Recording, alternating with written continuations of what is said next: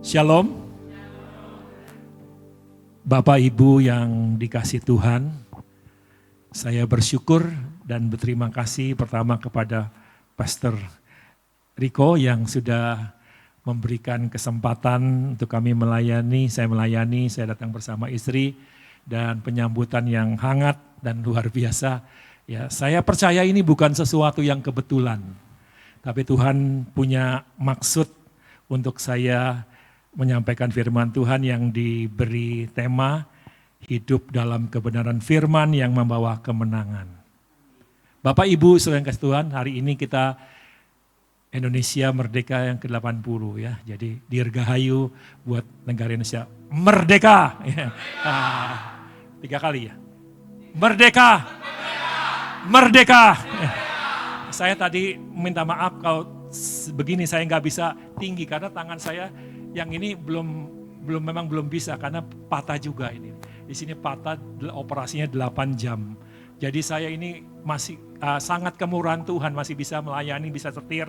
Ini nggak bisa, jadi cuma segini saya nggak bisa lagi. Tapi kalau saya bantu paling segini, yang ini bisa. Jadi tadi saya juga angkat tangan kiri terus. Mungkin kenapa ya kok nggak tangannya nggak berfungsi. Memang tangan ini belum ya, tapi saya masih tetap bersyukur karena walaupun begini pun saya nggak lumpuh, nggak stroke, nggak apa. Dan banyak yang masih muda-muda umurnya, waktu saya fisioterapi, ya, terus saya waktu diajarin apa tuh yang pakai golong-golong gini, pokoknya macam-macam lah, ya sampai repot gitu, sampai capek saya itu ya fisioterapinya. Banyak saat anak muda yang sudah nggak bisa, begininya nggak bisa gitu, karena ini 8 jam operasinya. Pak Riko berapa jam? 3 saya 8 jam, berarti lebih lama saya. Bisa bayangkan ya. Ya saya lebih lama, artinya lebih sulit. Ini banyak saraf-sarafnya. Ya, tapi semua itu sudah berlalu. Ya, ya. Tuhan sudah tolong saya. Nah, kita kembali firman Tuhan, hidup dalam kebenaran firman yang membawa kemenangan. Saya tidak tahu ya, apa tema ini, apa ada pepatah yang mengatakan kebenaran pasti menang. Gitu ya, ada yang bilang begitu kan. Ini ada katakan kebenaran, tapi kebenaran firman yang tidak bisa salah kan. Kebenaran pasti menang, katanya Satya Meva Jayate katanya. Apa dari itu? Tapi saya tidak mau bicara yang lain ya, nanti saya jadi, apalagi ini direkam ya, dan didengar di seluruh Indonesia mungkin sampai ke mancanegara. Nah, kita baca ayat pertama kita, 1 Yohanes 5 ayat 3 dan 4. Kita akan baca bersama-sama. Oh, saya belum kenalkan diri ya, dulu. Nama saya Suhendra Atmaja, tapi emang ada Yoknya, itu nama kecil sebetulnya, dipanggilnya Pak Yok, Pak Yok. Ini ada beberapa murid saya ya, tadi saya nggak tahu ibu, saya murid bapak, saya malah lupa karena kalau orang saya tanya, berapa jemaatnya? Jemaat saya nggak seberapa, tapi kalau murid saya ribuan, ya, termasuk ini bapak juga murid saya, pernah ke rumah saya juga ya. Jadi saya memang hampir 40 tahun, bukan 40, lebih dari 40 tahun saya aktif di pendidikan. Ya. Tapi di penggembalaan juga saya punya penggembalaan. Saya melayani di Solo, ya, di Solo di desa Teluan, Kecamatan Grogol. Jadi Bapak pernah ke rumah saya. Nah, istri saya 1, anak saya juga 1, kan nggak mungkin punya anak lagi. Mantu saya juga 1, tapi cucu saya baru 1. Jangan bilang cuma 1 ya. Nah, tinggal di Malang. Jadi kemungkinan besar saya akan sering ke Malang. Ya, paling tidak setahun 2 atau 3 kali mesti ke Malang. Ya tinggal tunggu undangan saja. Ya, kira-kira begitu perkenalannya. Jadi udah kenal semua. Ya, jadi katanya kalau tidak kenal kan tak sayang. Nah, sekarang kita kembali ke firman Tuhan. Ya, saya berusaha untuk menyelesaikan apa yang sudah saya renungkan sejak saya diberi tema ini. Kita baca bersama-sama. 1 Yohanes pasal 5 ayat 3 dan 4. 2, 3. Sebab inilah kasih kepada Allah, yaitu bahwa kita menuruti perintah-perintahnya. Perintah-perintahnya itu tidak berat. Sebab semua yang lahir dari Allah mengalahkan dunia. Dan inilah kemenangan yang mengalahkan dunia, iman kita. Amin. Dari pembacaan kita lihat di sini, ada 3 pokok yang akan menjadi pokok renungan kita pagi hari ini. Tentang kasih, tentang perintah, dan tentang iman. Makanya saya kasih huruf tebal. Jadi Tema ini mengajak kita untuk hidup dalam kebenaran firman yang ditandai dengan menghidupi ajaran Kristus, itu ajaran kasih. Dan biarlah menjadi firman ini menjadi pedoman utama setiap aspek kehidupan kita. Ya, saya percaya kalau firman Tuhan itu menjadi pegangan kita, kita hidup tidak akan pernah salah. Yang lain bisa salah, bisa keliru. Jadi kalau orang menyampaikan firman bisa keliru loh. Bisa salah, tapi firman Tuhannya tidak pernah bisa salah. Karena kebenaran dalam rumah tangga, dalam setiap aspek kehidupan, kalau kita pegang firman Tuhan, kita nggak bisa salah. Kenapa? Firman Tuhan itu tidak berubah. Firman itu tidak pernah salah dan kekal selama-lamanya. Suatu ketika anak saya pernah berkata, Pi, hidup itu cuma 3 hal yang kaget saya. Wah ini pinter nih ya. Bilang, saya diajari sama anaknya. Berdoa, bekerja, lakukan firman. Simple kan? Berdoa apa? Dengan kita berdoa sama Tuhan, itu menunjukkan ketidakmampuan kita. Menunjukkan keterbatasan kita. Bahwa ada yang lebih hebat, yang lebih dahsyat, yaitu Tuhan. Kita harus berdoa. Kalau bekerja, tanggung jawab. Adam saja di Taman Eden suruh mengusahakan tanah itu. Kita juga sebagai suami, sebagai istri harus bekerja. Itu tanggung jawab kita. Tapi yang ketiga itu melakukan firman. Orang mau bahagia hidupnya, lakukan firman. Mau sukses hidupnya dalam segala hal, lakukan firman. Saudara mau sekolah, mau apapun juga, melayani juga, lakukan firman. Jangan bilang, saya begini, bukan kata saya, kata firman bagaimana. Saya melihat gereja ini tidak ikut-ikutan, punya trademark sendiri, punya gayanya sendiri beda. Ya. Saya kaget tadi malam lihat, istri saya tuh bilang, di desa ya gereja bagus begini ya. Belum lama saya lihat di Dawar Belandong, juga pakai layar seperti ini. Desa juga, ya, jemaatnya juga ya. Semangat juga. Art musiknya juga lumayan, tapi ini lebih oke. Haleluya. Saya dengar lagi, itu kita sudah beli lahan parkir. Jadi memang betul, gereja kalau gang seperti ini nggak punya lahan parkir, orang sekali datang tok loh. Gitu. Oh gimana parkir aku nggak bisa, itu gimana? Tapi memang saya percaya, ada lahan parkir, jangan khawatir. Dan saya percaya gereja ini akan diberkati Tuhan dan penuh karena ada Roh Kudus. Ada Tuhan hadir, dan kalau Tuhan hadir, pasti semua jadi beres. Kasih kepada Allah itu membawa supaya kita membawa kita untuk menuruti perintah-perintahnya. Nah, latar belakang dari surat ini itu ditulis karena Rasul Yohanes ini kemungkinan besar itu dia menulis surat kepada jemaat di Asia Kecil. Sekitar akhir abad pertama, kira-kira 80-95 saya lihat dalam catatan seperti itu. Nah, pada masa itu gereja mula-mula sedang menghadapi ajaran sesat. Yang ya kalau dalam sekolahan mungkin tahu ya, itu ada kelompok yang namanya Gnostik. Nah, mereka menolak Yesus sebagai Mesias. Jadi dia nggak bisa terima kalau Allah jadi manusia itu nggak bisa. Dia lebih mengutamakan pengetahuan mana mungkin gitu ya kan gitu. Padahal kita nggak begitu. Dan dia memisahkan roh tubuh secara ekstrim, kira-kira begitu. Nah, oleh karena itu Yohanes ini dia menekankan iman kepada Yesus sebagai anak Allah yang benar-benar datang dalam daging.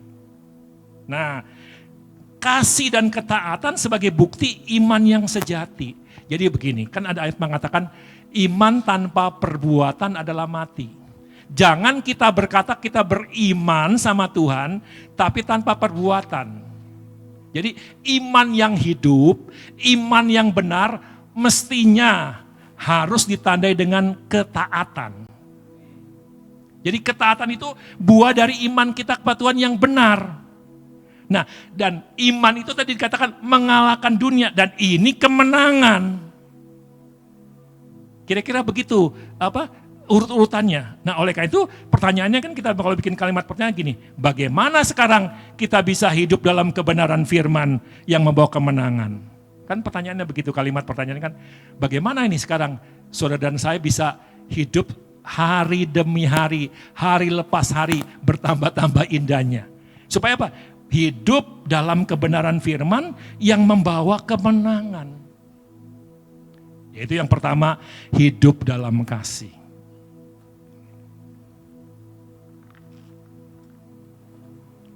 1 Yohanes 5 ayat 1 dan 2, firman Tuhan berkata, setiap orang yang percaya bahwa Yesus adalah Kristus lahir dari Allah. Jadi begitu kita percaya, lahir dari Tuhan.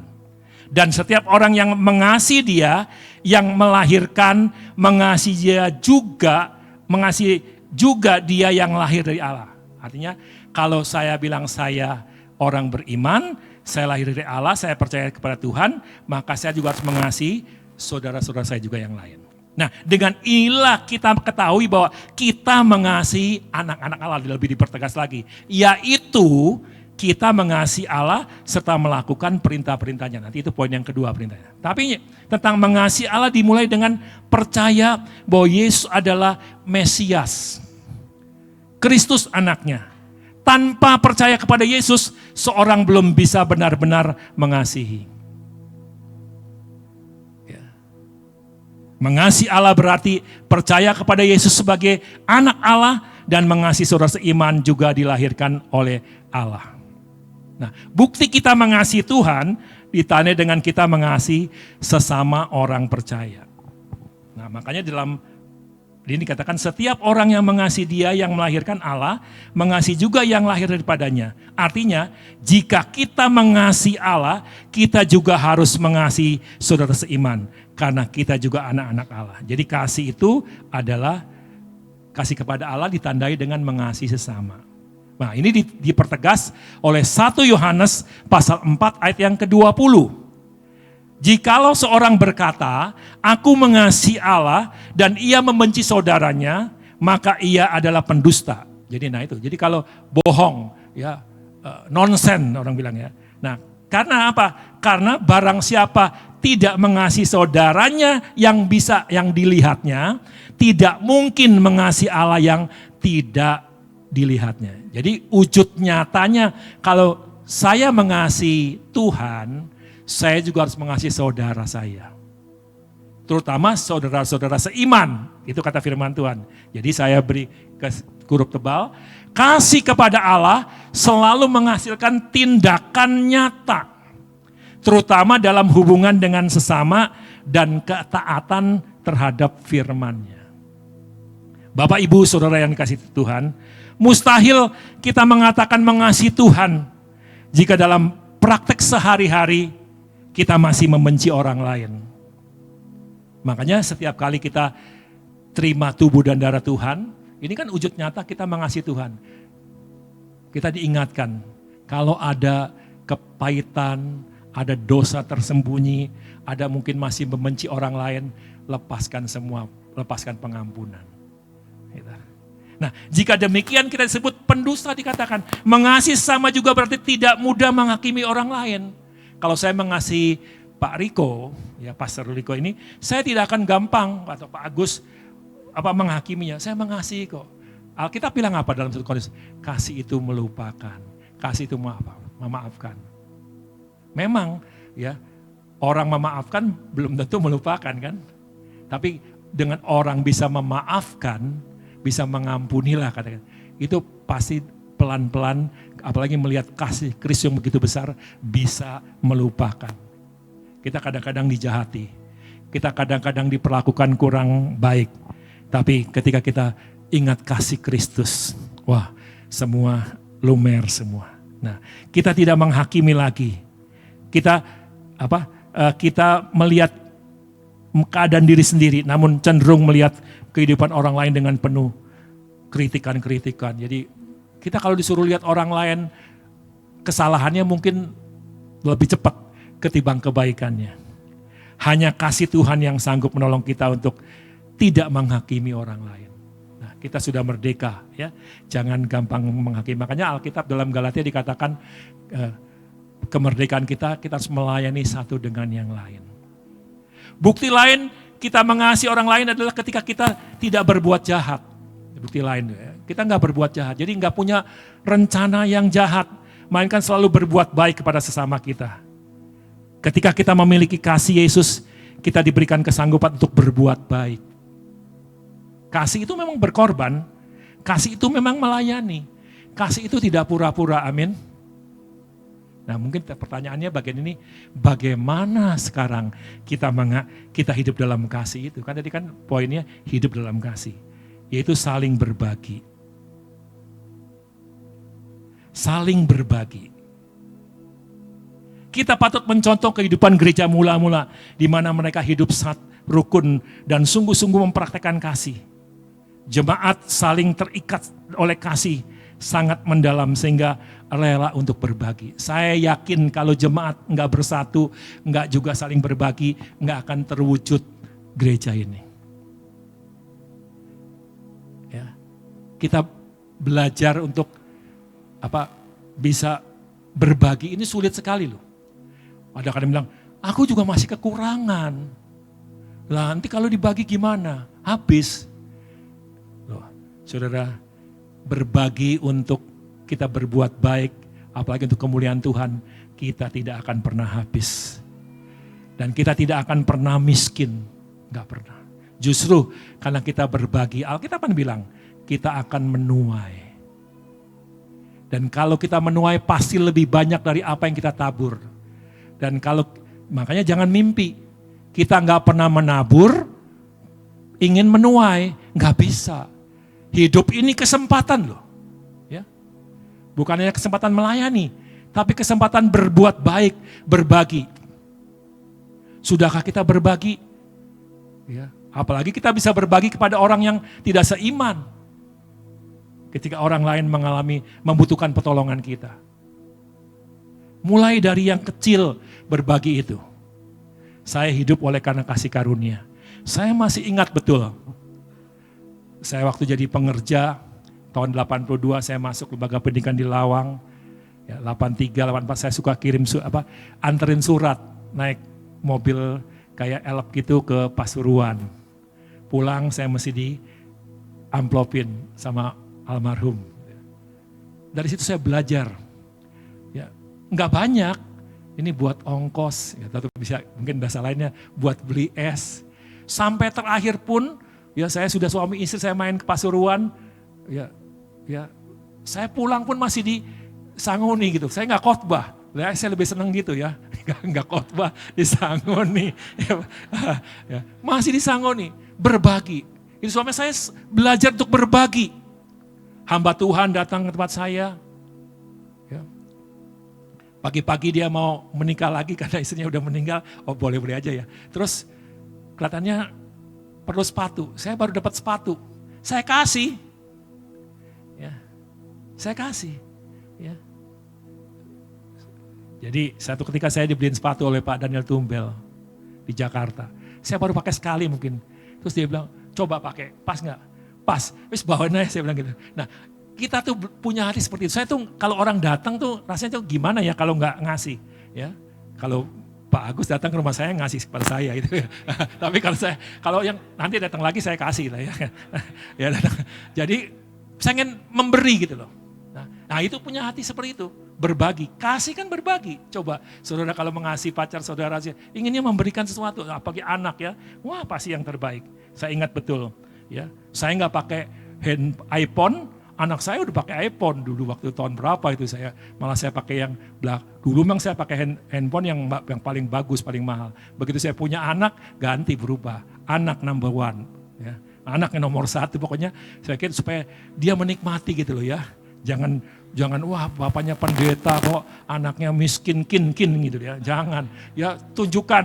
Ya, jadi kalau saya pakai cincin pakai ini bukan pamer, tidak. Saya cuma ingin menunjukkan aku diberkati. Aku diberkati. Jadi jangan hamba Tuhan memang serba salah. Hamba Tuhan ini kalau maaf ya gemuk. Kalau gemuk wah nggak pernah puasa.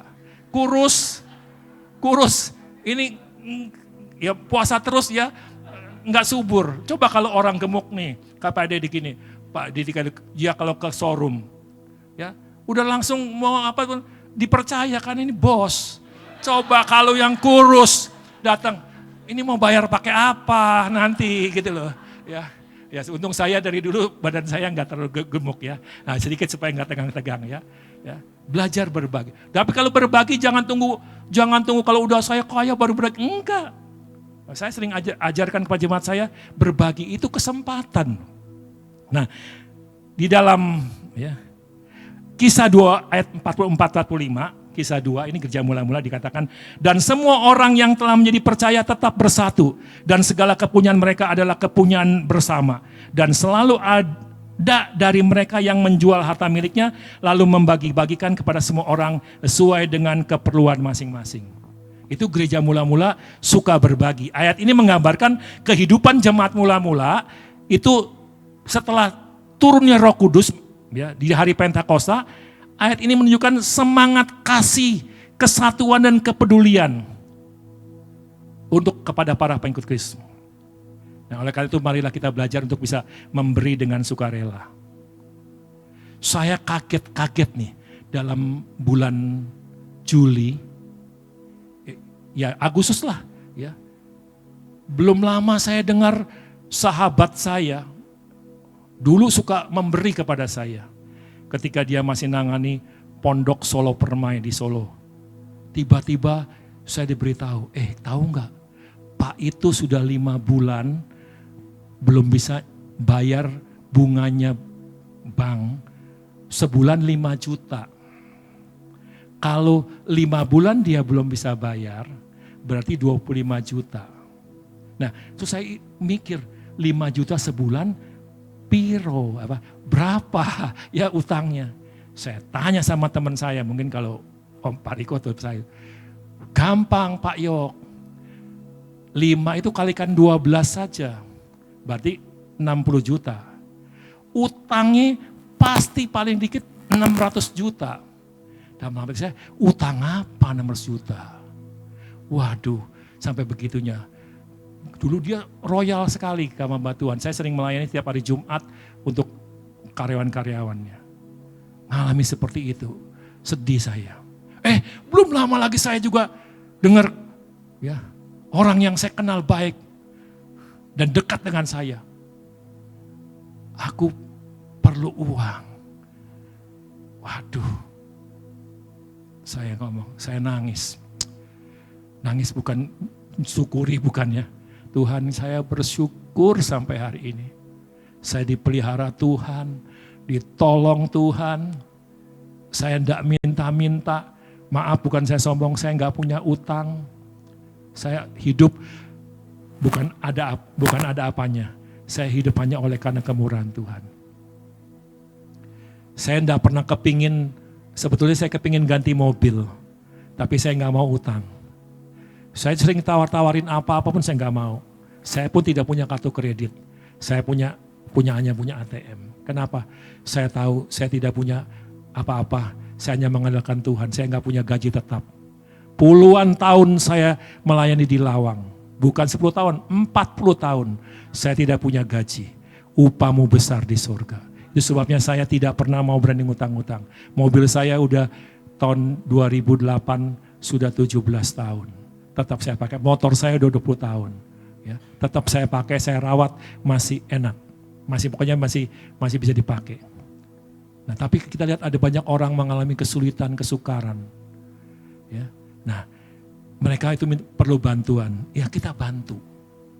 Ya, makanya berikan dengan sukarela. Kepada semua orang yang membutuhkan. Belajar untuk memberi. Ya, seberapapun, ya mungkin kalau dia mintanya sekian ya kita nggak bisa kasih. Itu kan kawan saya bilang, berarti 30 juta ya, udah 5 bulan, 25 juta. Oh duitnya sopo iki ya, misalnya kan ya, oh, ya udah, ya kita bantu. Ya. Nah, terus dia mau jual rumah katanya, ditawarin 2M. Saya berharap supaya bisa terjual dan selesai masalahnya. Itu paling dikit ya, padahal itu dulu Termasuk motor saya yang saya pakai itu dari bapak itu. Sampai sekarang itu. Nah itu, jadi kan tetap dulu dia pernah berbuat baik. Masa sekarang mengalami kesulitan, aku nggak ngei walaupun sedikit ya, belajar memberi. Saya juga dalam kekurangan, artinya dalam maksudnya bukan berlimpah-limpah, bukan. Ya belajar untuk kita berbagi berkat demi kesejahteraan bersama. Ya. Yang kedua itu kita harus saling menolong. Ya, menolong. Bertolong-tolonglah menanggung bebanmu. Ya, kata Galatia. Bahkan tunjukkanlah kasihmu dalam saling membantu. Kasih itu membantu kepada sesama. Yuk kita lakukan ini supaya, kenapa? Apa yang kita berikan itu nggak akan sia-sia. Mungkin dia bisa melupakan kita. Bisa. Saya kecewa berat memang sama ikatan alumni. Saya buka-bukaan aja ini. Mata saya ini katarak. Ya, katarak mau operasi, seperak pun alumni tidak. Waduh dalam hati saya ngurus alumni, saya dosen, tapi alumni ini kok, tapi ada yang lain begitu sakit, waduh kasih 5 juta, 10 juta. Saya tuh kecewa loh berat. Maaf ini saya ngomong, ya bukan saya curhat. Tapi ya kembali lagi, pengharapanku bukan sama alumni. Pengharapan saya sama Gusti Allah. Sama Tuhan. Tahu saudara, waktu mata saya ketarak ini, orang lain ketemu saya di hotel. Pertama saya ketemu waktu Natalan. Ya saya memang kawan baik. Dia bukan pendeta, pengusaha. Loh kenapa Pak Yok? Pakai kacamata hitam, pakai riben. Kok gereja kok pakai riben? Gaya Pak Yok ini. Bukan, mataku katarak, silau. Dia bilang, oh terus ngomongnya cek gampang ya. Gini, ini Surabayaan ya karena saya lama di Lawa. Loh Pak, operasi. Namanya, loh ngomongnya nah operasi. Duitnya sopo. Dia, operasi Pak. Diam-diam, aku gotiawan ya. Udah ke dokter aja. Saya udah usaha mau pakai BPJS nggak bisa-bisa. Dia bilang, saya 5 juta. Nggak lama kemudian saya ketemu teman saya. Ajak makan di hotel. Saya masih ingat betul. Pak Yok mau operasi ya? Saya 10 juta Pak. Udah 15 juta. Kawan-kawan saya yang lain. Ada yang 5 apa semua. Alumni, ya udah jangan ngomongin lagi dah. Nggak keluar uangnya. Loh kalau mau bilang mangkel ya mangkel aku. Ya akhirnya cukup 23 juta. Kiri kanan ini operasi. Jadi dengan kata lain, saya ngalami. Kita udah melakukan itu, orang lain lupakan, oh mengalami. Saya mengalami. Tapi jangan diingat-ingat sudah. Ingat yang baiknya. Ya haleluya ya. Pertanyaannya, sudahkah kita menunjukkan kasih kita kepada orang lain?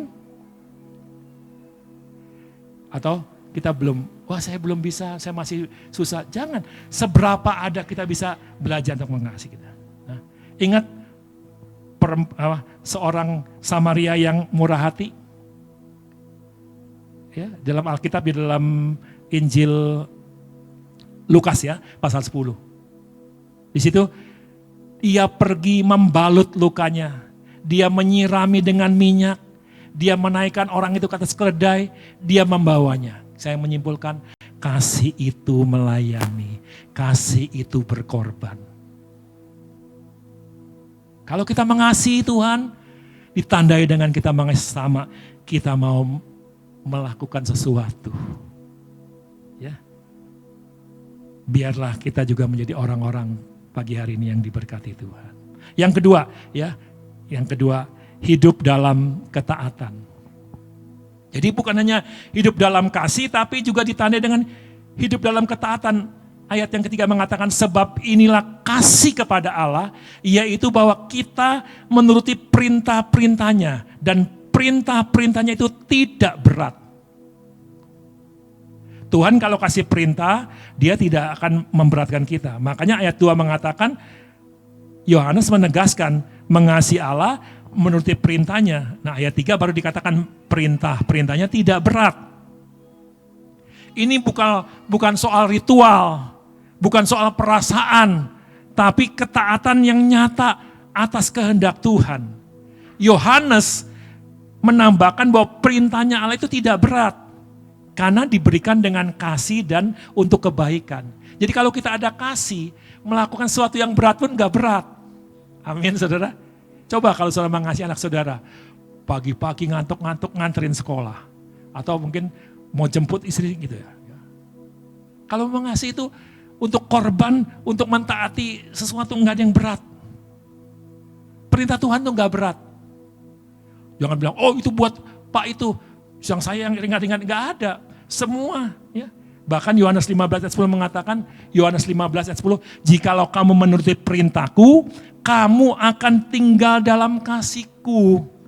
Seperti aku menuruti perintah Bapakku dan tinggal dalam kasihnya. Mengasihi itu ya, kalau kita hidup dalam kebenaran, bukannya mengasihi Tuhan, mengasihi sesama. Hidup dalam kasih, tapi juga kita ikuti perintahnya. Dan tinggal dalam kasihku. Ya. Untuk dapat hidup di dalam kasih Tuhan, kita harus menuruti perintah Tuhan dan taat. Mengapa harus taat? Ketaatan sejati dimulai dari kasih Tuhan kepada kita.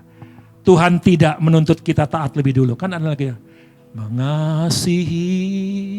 Mengasihi lebih sungguh. Tuhan lebih dulu mengasihi kepadaku. Jadi Tuhan lebih dulu kan. Bukan kita loh yang mengasihi Tuhan lebih dulu. Tuhan lebih dulu udah mengorban. Makanya saya tidak setuju dengan istilah membalas kasih Tuhan. Mana bisa balas kasih Tuhan? Kita belum korban nyawa. Kita hanya baru kali menderita. Ya.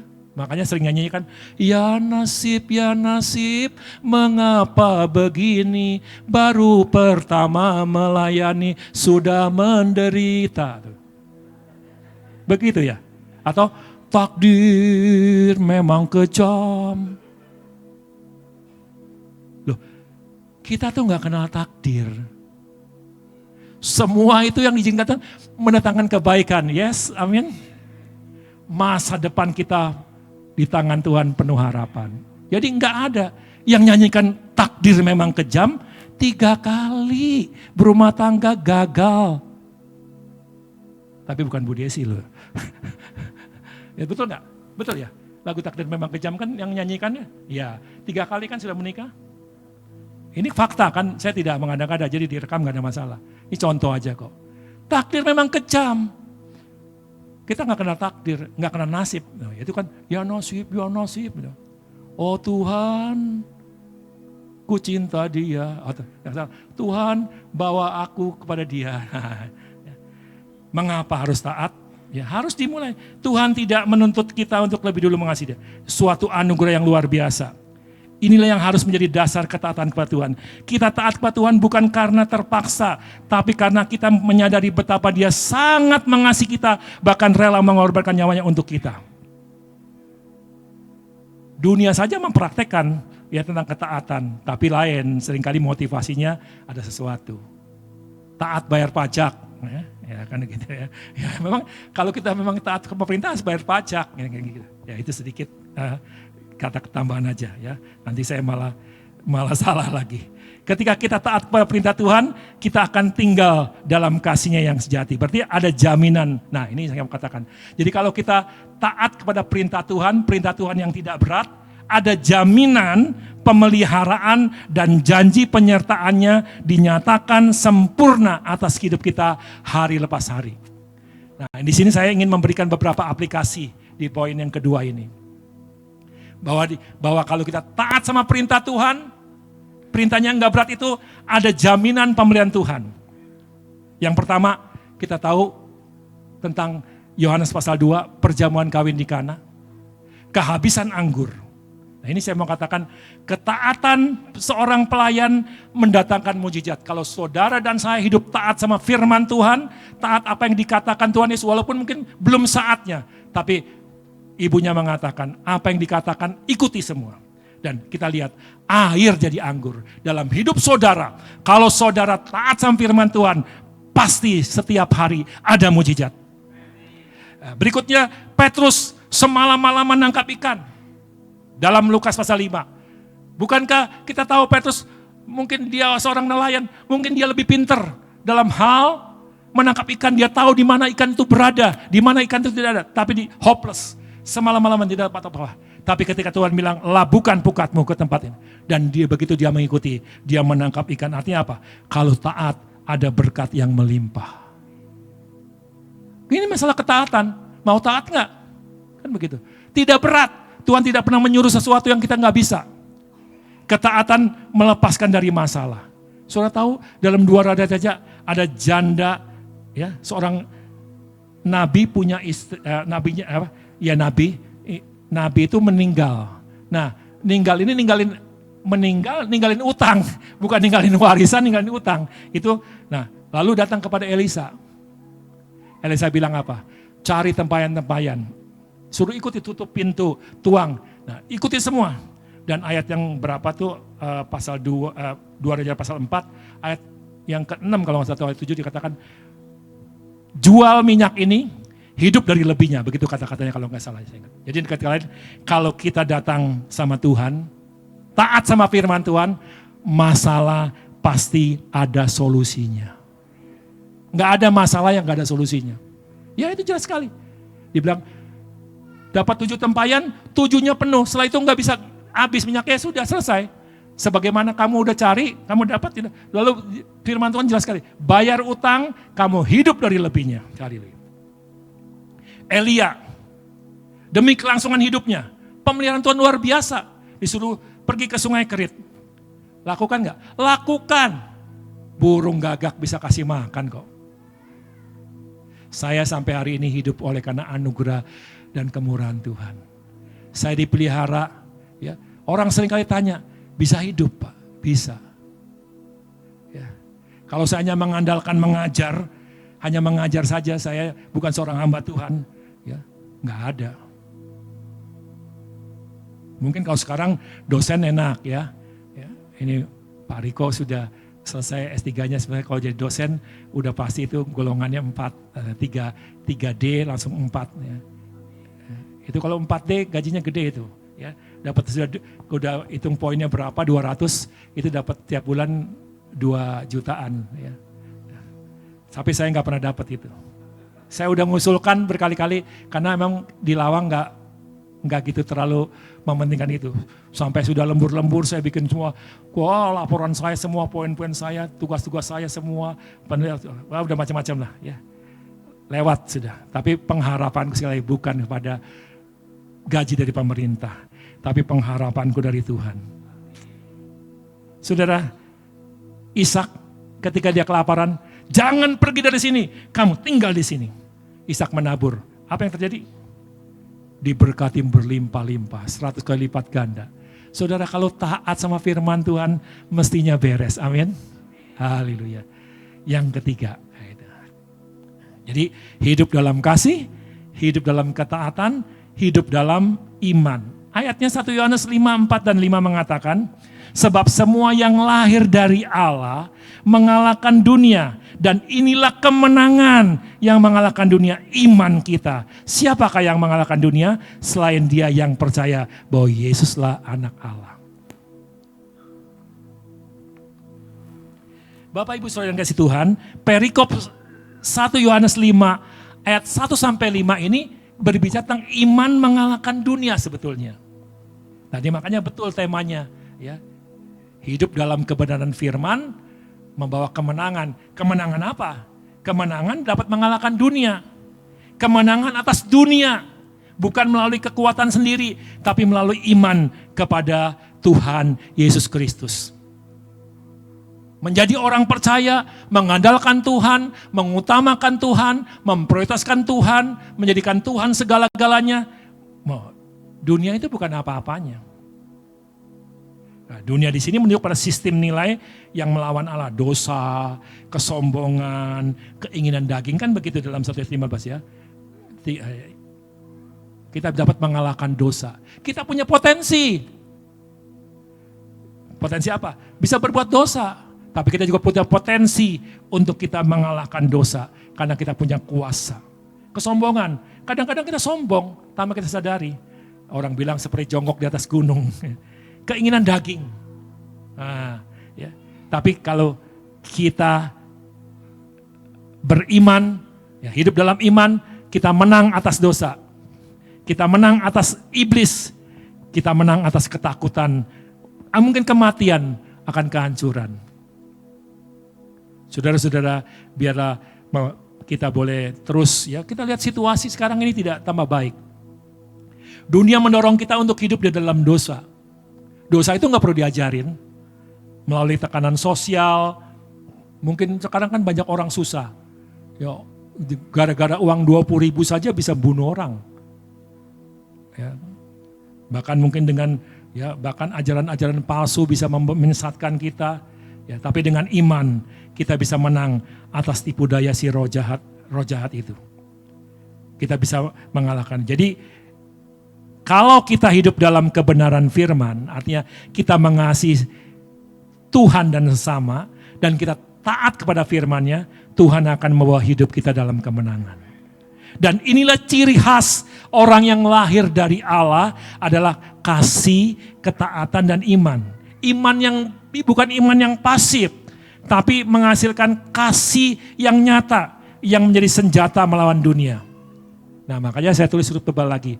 Mengalahkan dunia artinya tidak tunduk pada sistem dosa, tekanan dunia, dan keinginan jahat yang bertentangan dengan kehendak Allah. Itu kata-kata kuncinya. Tidak tunduk pada sistem dosa. Kita memang bisa berdosa, tapi kita bukan pendosa. Kita bisa melawan, bisa. Ya. Contohnya Yusuf bisa. Ya. Nah, persoalannya mau nggak kita? Ya, tapi jangan kita kalah dengan dosa. Tekanan dunia mungkin, ya, seringkali membujuk kita untuk kita mengikuti kemauannya. Kita bisa melawannya. Makanya banyak berdoa, ya. Keinginan jahat. Ya. 1 Yohanes 5 ayat 5 mengatakan, siapa yang mengalahkan dunia? Iman kita. Iman kepada Tuhan Yesus. Percaya kepada Tuhan Yesus itu kita sudah menang. Bahkan dalam Yohanes 16:33 mengatakan, semua itu kukatakan kepadamu supaya kamu beroleh damai sejahtera dalam aku. Perhatikan ayat berikutnya. Dalam dunia kamu menderita penganiayaan. Tetapi kuatkanlah hatimu, aku telah mengalahkan dunia. Jadi bersama Yesus kita dapat mengalahkan dunia. Orang percaya seharusnya menjalani hidup mereka berdasarkan iman kepada Allah. Bukan semata-mata pada apa yang mereka lihat atau alami secara fisik. Pertanyaannya, apa contohnya? Ya, tetap berjuang, pegang janji Tuhan walaupun keadaan sulit. Banyak hamba-hamba Tuhan melayani. Jadi ini sudah 50 tahun kan kerja ini. Saya yakin Pak almarhum Pak Supai saya kenal baik. Ya. Bahkan pernah sekamar dengan saya di Tawamangu. Waktu itu ada doa puasa MPD 2 di Tawamangu. Ya betul, pernah sekamar sama saya. Jadi saya waktu itu belum begitu kenal sama Pak Riko. Ya, karena saya 2 periode di MPD jadi kenal banyak sama. Ya, karena Pak Supai aktif sekali di Semarang gitu. Makanya saya tahu, oh Pak Supai tahu saya ya. Nah, pasti mengalami masa-masa sulit. Ini kan nggak jadi jelek seperti begini. Semalaman jadi kan nggak mungkin kan. Tapi tetap Pak Riko dipanggil Tuhan, tetap percaya. Masa-masa sulit karena beriman sama Tuhan. Kalau aku diutus Tuhan untuk melayani di sini, Tuhan yang akan mencukupi. Tuhan yang sudah memanggil, Tuhan yang sudah menetapkan, Tuhan juga yang mengurapi, Tuhan yang menolong dalam segala kesulitan dalam pelayanan. Nah itu orang beriman. Sama, orang susah mungkin berani berkorban untuk pekerjaan Tuhan. Itu juga mungkin dia susah, hidup pas-pasan, tapi dia berani memberi. Ya, itu juga orang beriman. Penghasilan kecil, tapi dia percaya. Nah, kalau ada kan orang tidak berani memberi persembahan kepada Tuhan. Ya, nanti kalau aku kasih aku kurang, aku tambah miskin. Enggak, memberi kepada Tuhan tidak akan tambah miskin, justru makin tambah kaya. Ya. Nah, jadi tetap berpegang. Apalagi pengertian dari kita hidup beriman, melangkah dalam panggilan Tuhan. Tadi saya sudah singgung-singgung ya, menjalani panggilan kayak saya ini ya. Bagi saya pelayanan itu adalah panggilan, bukan keterpaksaan. Kalau hanya keterpaksaan karena aset bahaya, satu ketika saya meninggalkan pelayanan. Makanya saya sedih. Ya, sekolah-sekolah teologi itu dengan diakreditasi lalu berubah semua tatanannya. Padahal itu awalnya visi misinya itu kan untuk mencetak hamba-hamba Tuhan yang betul-betul yang terpanggil. Sekarang sekolah-sekolah yang terakreditasi, nggak ada sekolah yang nggak bayar, nggak bisa. Kalau nggak bayar gimana operasionalnya? Bagaimana untuk dan lain sebagainya kan begitu. Harus panggilan. Nah kalau dulu panggilan, jadi mereka nggak diakui oleh dunia nggak ada masalah. Yang penting mereka melayani, beda. Ya, makanya saya pernah nulis tulisan saya 3-4 lembar paper tentang runtuhnya seorang hamba Tuhan dalam pelayanan sekolah teologi. Ya. Iya, sekarang ini kan banyak orang sekolah kan aku mau ambil PAK, nanti berapa gajiku? Bukan kalau panggilan melayani walaupun tanpa gaji, walaupun kamu nggak dibayar. Nanti kalau jadi pengerja kan di Duren Sewu ada wifi-nya enggak? Duren Sewu bisa ini enggak? Fasilitas yang ditanya, bukan aku mau melayani. Enggak ada fasilitas pun, jalan kaki pun aku mau melayani. Oh itu baru hebat. Itu baru hebat. Ya. Panggilan keputusan besar. Ya. Misalnya juga bisa orang pindah kerja, ya, lalu jadi melayani, kerjaan yang udah enak-enak ditinggalkan. Oh banyak loh. Orang kerja enak, gajinya udah tinggi, jabatan tinggi, tinggalkan untuk melayani Tuhan. Dapatnya apa? Enggak dapat apa-apa, tapi kesukaan. Kesempatan untuk melayani. Nah ini namanya melangkah panggilan iman. Ya, seorang profesional meninggalkan karir yang mapan untuk menjadi misionaris. Karena yakin itu panggilan Tuhan. Kalau panggilan kuat dah. Mau tahan banting, mau taruh di gunung, mau ditaruh di mana. Ya, mungkin secara kasat mata tidak. Ya, saya kadang-kadang juga berpikir, aku kalau kerja aja ya lumayan lah gajinya mungkin sekian. Tapi ya emang satu ketika saya juga pernah frustasi loh dalam pelayanannya. Bukan maksudnya sampai mau bunuh diri, bukan. Ya, waduh kalau melayani begini ya, wis kerja aja saya lagi ya, kerja aja ya. Kalau kerja kan lumayan ya, gaji paling berapa ya. Pernah terpikirkan, tapi nggak sampai gitu ya. Nah, tapi saya udah komitmen, ya, Pak Tuhan akan tolong. Melayani dengan setia, meski tidak dilihat orang. Nah ini yang hebat, itu iman. Jangan cari pujian, penghormatan, ya promosi, itu biar Tuhan yang angkat kita. Saya bisa jadi Puket 1 bukan karena saya saudara atau keluarga. Saya bukan anak pendeta. Saya tidak ada keluarga yang ada di STT Tabernakel Lawang, tidak. Tapi prestasi. Saya mulai dari tukang ketik, saya dari mahasiswa, asisten dosen, bagian keuangan, administrasi, terus. Dan saya tahu diri. Kalau yang bukan bidang saya nggak mau ambil. Saya jadi ketua cuman 6 bulan. Ya, saya langsung diambil di pusat. Karena saya bukan bidang saya memang, bukan habitat saya. Tapi kalau di sekretariat, itu memang tempat saya hidup. Jadi di tangan saya pasti jadi sesuatu yang lebih baik. Nah, saya orang tidak punya, tapi saya hanya punya Tuhan. Ya. Nah, jadi saya melihat ya, jadi apa yang kita udah kerjakan, ya, itu biarlah untuk kemuliaan Tuhan. Ya. Jadi melayani jangan dengan setia, jangan pengen dilihat orang. Saya diangkat-angkat terus ya, sampai ya sebenarnya kalau saya mungkin di tempat lain, saya sudah jadi ketua. Di mana ada orang kalau udah 40 tahun melayani di STT nggak jadi ketua? Nggak ada. Kecuali, ya saudara jawab sendiri kan. Betul nggak? Nah, saya ngalami itu. Mungkin nggak dipandang sebelah mata, nggak apa. Jangan cari pujian, pengakuan dari manusia. Karena percaya bahwa Tuhan yang melihat dan Tuhan yang akan membalas.